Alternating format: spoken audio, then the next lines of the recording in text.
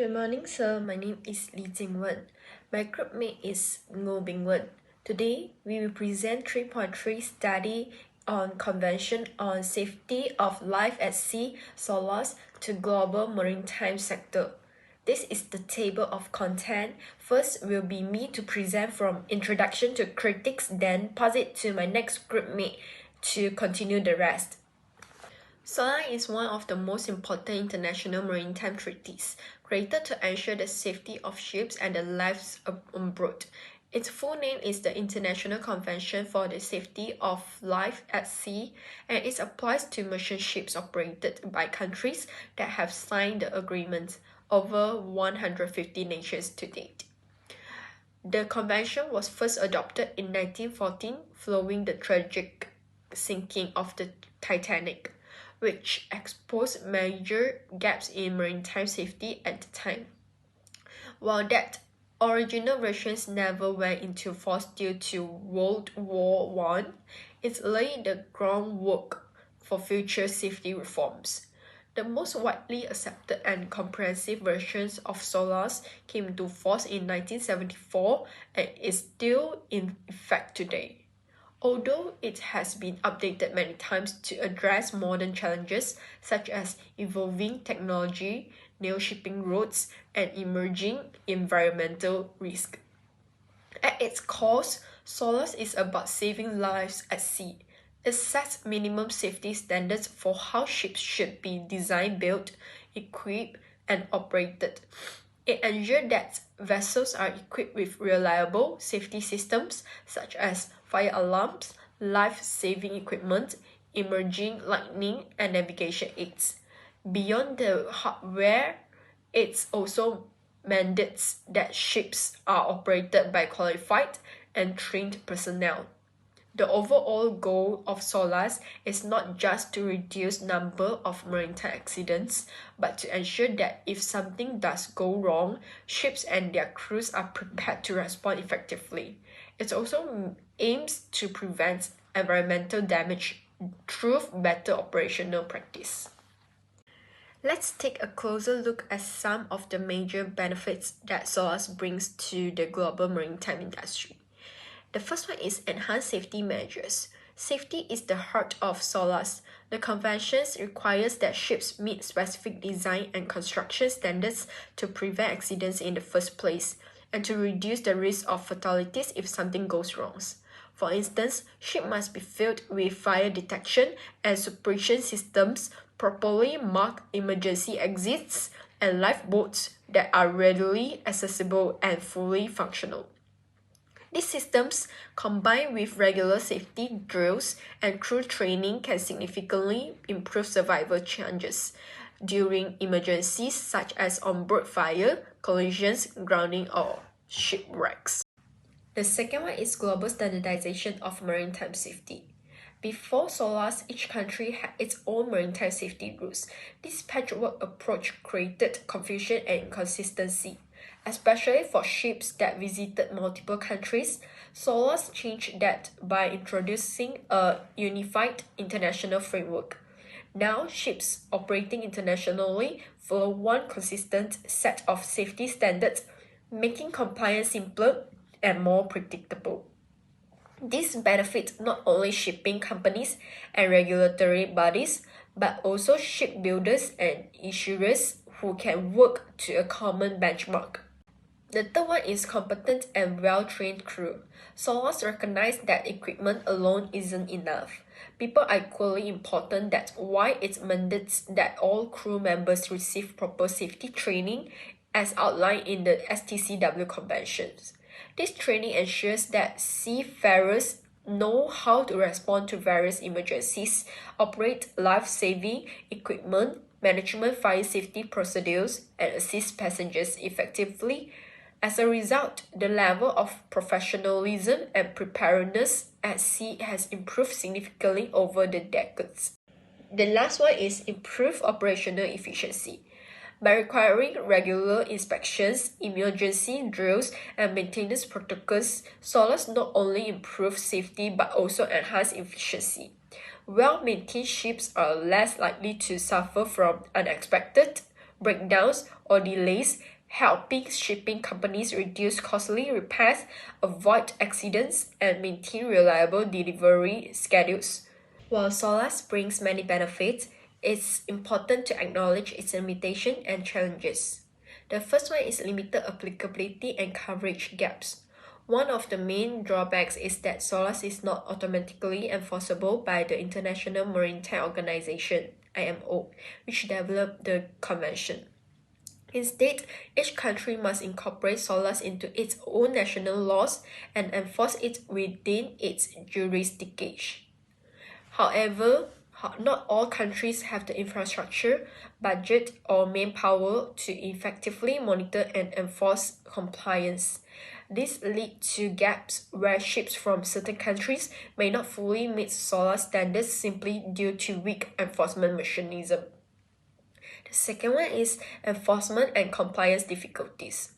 Another issue is the difficulty in monitoring compliance. Some flag states may not perform rigorous inspections or might overlook violation due to political or financial reasons. This undermines the effectiveness of the treaty. Ships may also undergo port state control inspections when they dock in foreign ports, but these are limited in frequency and scope. As a result, some unsafe vessels continue operating undetected for long periods. Also, SOLAS main applies to large internationally operating merchant vessels. Smaller vessels like domestic ferries, private yachts, or local fishing boats often fall outside its scope, even though they operate in the same waters and face similar risk. This creates an uneven safety landscape. Despite being a vital instrument for maritime safety, SOLAS has not been free from criticism. Let's explore a few of the major concerns voiced by experts and stakeholders. The first one is unequal enforcement and economic impact. Countries with strong maritime sectors like those in Europe, North America, or parts of Asia generally have the resources to implement and enforce SOLAS standards effectively. But many developing nations struggle with limited budgets, outdated infrastructure, and a shortage of trained personnel. This imbalance can make it hard for smaller shipping companies in developing countries to compete globally, especially if they can't afford the expensive upgrades required to meet SOLAS standards. In some cases, this has forced local operators out of business. The second one is flag of convenience.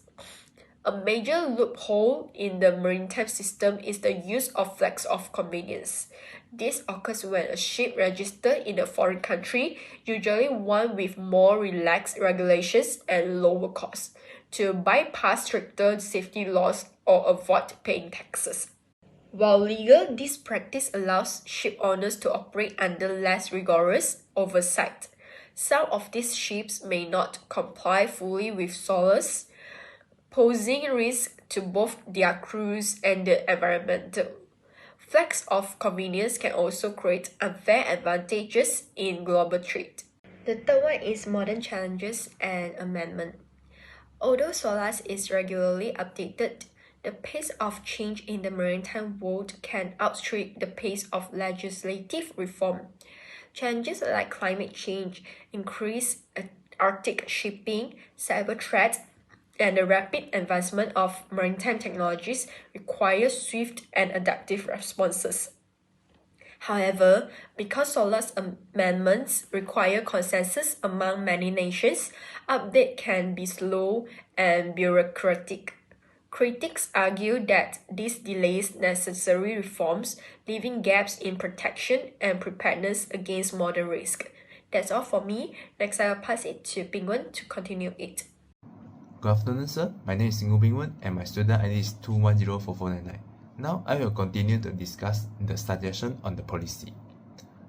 To make the SOLAS more effective in today's maritime landscapes, several improvements are necessary. First, we need stronger compliance mechanisms. Right now, enforcement largely depends on self-reporting, which can lead a gap in safety. Introducing more independent audit of ship safety will provide an objective view and help ensure ships are truly meeting international standards. On top of that, stricter penalties for violations would send a clear message that cutting corners is not acceptable. It's also important to remember that not all countries have the same resources, so support for developing countries is very important through training programs and financial needs. It will help them meet SOLAS standards more effectiveness and fairly. Second, we must address the issue of the flag of convenience. This refers to the ship that register under country with weak enforcement just to avoid stricter regulation or tax. While legal, it often results in poor maintenance, unsafe condition, and increased risk of the accidents. To fix this, international collaboration is the key. We need to tighten ship registration rules, close loophole, and make sure that flag states take full responsibility for enforcing SOLAS rules, including proper inspection and follow-ups. This will lead to safer and fair maritime operation across the globe. Finally, SOLAS must step up in addressing climate resilience. With more extreme weather events and rising sea levels, ships today face harsher conditions than ever before. SOLAS should update ship design standards so that the vessel can better equipped to handle hurricanes, ice, and other climate-related challenges. Special focus should also be placed on Arctic navigations, where meeting the melting ice is opening new shipping lines but also introducing new danger or new risks.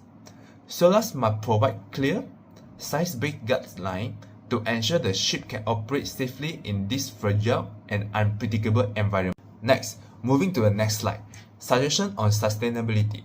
As the maritime industry evolves, it's important for SOLAS to play a stronger role in supporting environmental sustainability.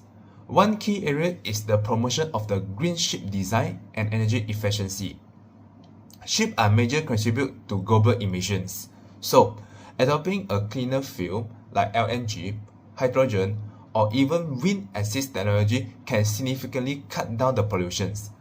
SOLAS should help align safety standards with this green technology to support the IMO border decarbonization goals. Next, waste management at sea need to be taken more serious. Ships generate waste such as garbage, oily water, and ballast water, which if we did not handle it properly, it can damage our ecosystem. SOLAS should push for stringent regulation and better onboard waste treatment systems. It is also important that penalties for illegal dumping and oil spill are more heavier to discover harmful practice and protect the health of our oceans. Lastly, SOLAS should strengthen regulation on ship recycling and life cycle management, as many old vessels are dismantled in unsafe and polluting conditions, especially in developing countries, causing serious environmental and health problems. By working together with global efforts like the Hong Kong Conventions, SOLAS can help ensure that the ships are built with safe, using the eco-friendly materials, and it can well maintained during their use. It's recyclable and responsibility at the end of their life. This supports a circular economy in the maritime industry, helping to reduce waste, protect the environment, and improve safety for workers involved in the shipwreckings. In short, strengthening SOLAS in these three areas, green technology, waste management, and stringent regulation on ship recycling and life cycle management, they can help make global shipping not only safer, but also more sustainable for the future. Lastly, in the conclusion, SOLAS remains one of the most important international trade in maritime safety. Since its beginning after the Titanic disaster, it has saved countless lives by setting clear standards for ship design, equipment, and crew training. But while it have achieved a lot, SOLAS is not definitely is 100% perfect. Gap in enforcement, update coverage, and modern challenges like climate change and environmental sustainability need urgent attention.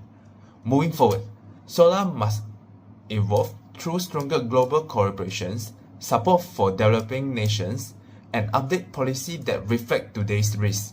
By doing so, we can ensure safer, cleaner, and more resilient sea for everyone. This is all our parts. Thank you.